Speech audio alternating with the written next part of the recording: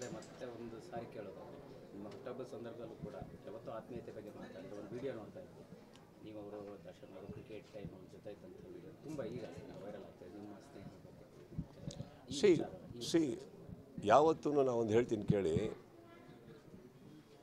ನಾವು ಕೆಲವು ಟೈಮ್ ಆಸ್ಪತ್ರೆಗೆ ಹೋಗ್ತೀವಲ್ಲ, ಆಸ್ಪತ್ರೆಗೆ ಹೋದಾಗಲೂ ಇಲ್ಲಿ ಏನೋ ನೋವು ಬರುತ್ತಾರೆ, ಇನ್ನೊಂದೇನೋ ಆಗಬೇಕಾದ್ರೆ ನಾವು ಬೇಡ್ಕೊಂಡು ಹೋಗೋದು ಅದು ಆಗದೇ ಇರಲಿ ಅಂತ ಅಷ್ಟೇ ತಾನೆ. ಆಗದೇ ಇರಲಿ ಅಂದಾಗ ಅಲ್ಲಿ ರಿಪೋರ್ಟ್ ಬಂದಾಗ ಅದಲ್ಲ ಅಂತಂದರೆ ಖುಷಿಯಾಗಿ ಮನೆಗೆ ಹೋಗ್ತೀವಿ. ಆಗಿದೆ ಅಂತ ಬಂದಾಗ ಏನು ಮಾಡಬೇಕಾಗುತ್ತೆ? ಟ್ರೀಟ್ಮೆಂಟ್ ತೊಗೊಬೇಕಾಗುತ್ತೆ. ನಾನಿವಾಗ ಆ ಹಂತದಲ್ಲಿದ್ದೀನಿ. ಜಸ್ಟಿಸ್ ಬೇರೆ, ಫ್ರೆಂಡ್ಶಿಪ್ ಬೇರೆ, ರಿಲೇಷನ್ಶಿಪ್ ಬೇರೆ, ಇದೊಂದು ಬೇರೆ. ನಾನು ಇವತ್ತಿಂದ ಅಲ್ಲಪ್ಪ, ನಾನು ಯಾವತ್ತಿಂದ ಯಾರ ಬಗ್ಗೆ ಏನು ಮಾತಾಡೋದವನಲ್ಲ, ನನಗೆ ಬೇಕಾಗಿಲ್ಲ.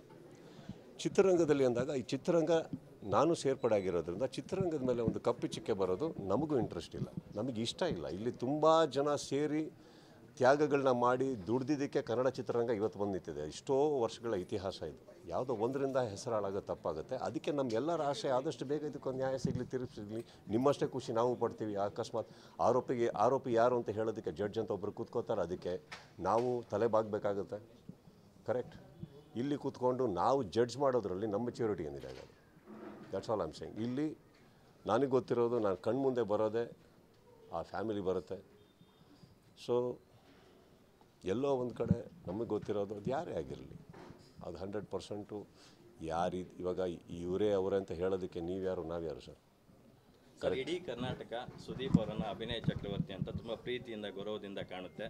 ಬಿಕಾಸ್ ಆಫ್ ನೀವು ಮಾಡಿದಂಥ ಸಿನಿಮಾಗಳು, ನಿಮ್ಮ ನಡೆ ನೋಡಿ ಎಲ್ಲವೂ ಒಂದು ಮ್ಯಾಟ್ರ್ ಆಗುತ್ತೆ. ಆದರೆ when it comes to proximity, ನಿಮಗೆ ಚಿತ್ರದುರ್ಗ ಅಂದಾಗ ಸ್ವಲ್ಪ ಮನಸ್ಸಿಗೆ ಹತ್ತಿರವಾದಂಥ ಪ್ರದೇಶ. ನೀವು ಸಾಕಷ್ಟು ಸಾಮಾಜಿಕ ಕಾರ್ಯಗಳನ್ನು ಅಲ್ಲಿ ಮಾಡಿದ್ದೀರಾ. ಹಾಗಾಗಿ ಚಿತ್ರದುರ್ಗದ ಮೂಲದ ವ್ಯಕ್ತಿ ಒಬ್ಬರು ತೀರ್ಕೊಂಡಿದ್ದಾರೆ. ಸೊ ಅವ್ರ ಫ್ಯಾಮ್ಲಿಗೆ ಏನು ಹೇಳ್ತೀರಾ ಸರ್? ಇದು ಆ್ಯಕ್ಚುಲಿ ಸರ್ ಏನು ಹೇಳ್ತೀನಿ ಕೇಳಿ. ಇಲ್ಲಿ ಒಂದು ಜೀವ ಹುಟ್ಟಿತು ಇಲ್ಲ ಒಂದು ಜೀವ ಹೋಯ್ತು ಅಂದಾಗ ಇಂಥ ಊರಲ್ಲಿ ಹುಟ್ಟಿದ್ರೆ ಮಾತ್ರ ಅದನ್ನು ಜಾಸ್ತಿ ಸಂಭ್ರಮಿಸ್ತೀನಿ, ಇಲ್ಲ ಇಂಥ ಊರಲ್ಲಿ ಮಾತ್ರ ಹೋಯ್ತು ಅಂದರೆ ಅದನ್ನು ಜಾಸ್ತಿ ದುಃಖ ವ್ಯಕ್ತಪಡಿಸ್ತೀನಿ ಅಂತ ಹೇಳೋಕ್ಕಾಗಲ್ಲ ಸರ್. ನಾನೊಬ್ಬ ಕನ್ನಡಿಗ ಅಷ್ಟೇ. ಕರ್ನಾಟಕದ ಮೂಲೆ ಮೂಲೆ ಮೂಲೆ ಮೂಲೆ ಭಾಗ ಅನ್ನೋದು ನಾನು ಸೇರ್ತೀನಿ, ಅವರು ನಮ್ಮವರಾಗ್ತಾರೆ. ಮೊನ್ನೆ ಅಷ್ಟೇ ಒಂದು ಊರಲ್ಲಿ ಹೋದಾಗ ನಾನು ಹೇಳಿದೆ, ಅವರು ತುಳುನಾಡು ಅನ್ಬೇಕಾದ್ರೆ ನಾನೇ ಪ್ರೀತಿಯಿಂದ ಹೇಳಿದ್ದಲ್ಲ ಸರ್, ನಮ್ಮನ್ನು ಹೊರಗಡೆ ಮಾಡಿಬಿಟ್ರಲ್ಲ ಅಂದ್ಬಿಟ್ಟು. ಹಾಗಲ್ಲ ಸರ್. ಚಿತ್ರದುರ್ಗ ಊರಾಗಲಿ, ಶಿವಮೊಗ್ಗ ಊರಾಗಲಿ, ಪ್ರತಿಯೊಂದು ಕರ್ನಾಟಕದಲ್ಲಿರೋ ಊರು ನಮ್ಮ ಪ್ರೀತಿಯಾದಂಥ ಸ್ಥಳ ಇರ್ಬೋದು. ಆದರೆ ಕರ್ನಾಟಕದಲ್ಲಿ ಹುಟ್ಟಿರೋಂಥ ಪ್ರತಿಯೊಬ್ಬ ವ್ಯಕ್ತಿನೂ ಕನ್ನಡಿಗ ಅಂದಮೇಲೆ ಅವ್ನು ನಮ್ಗೆ ಹತ್ರನೇ ಆಗ್ತಾನೆ ಸರ್.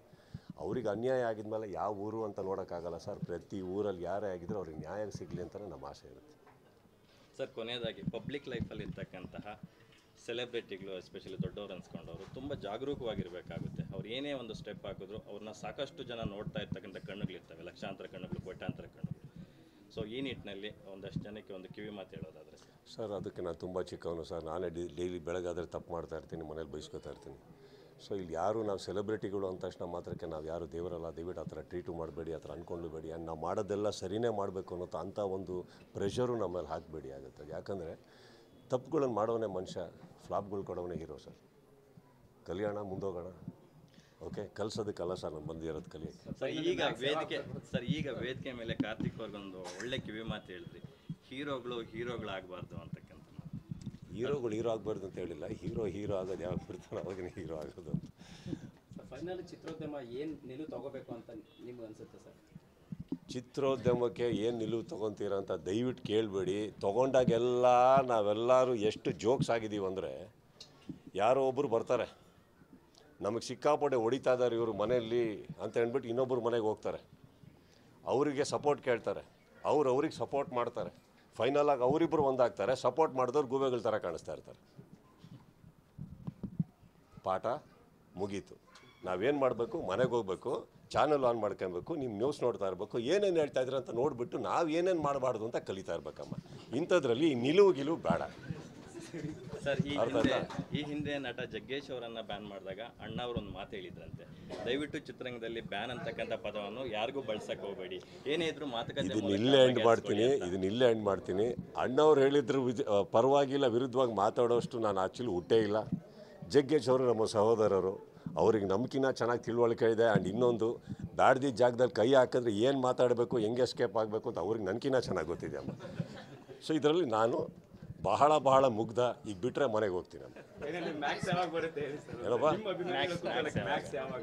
ಈಗಷ್ಟು ಹೇಳಿದ್ನಲ್ಲಪ್ಪ, ನೀವು ನನ್ನ ಮಾತೆ ಕೇಳಿಸ್ಕೊಳಲ್ಲ, ನೀವು ನನ್ನ ಮಾತೆ ಕೇಳಿಸ್ಕೊಳಲ್ಲ ನೀವು.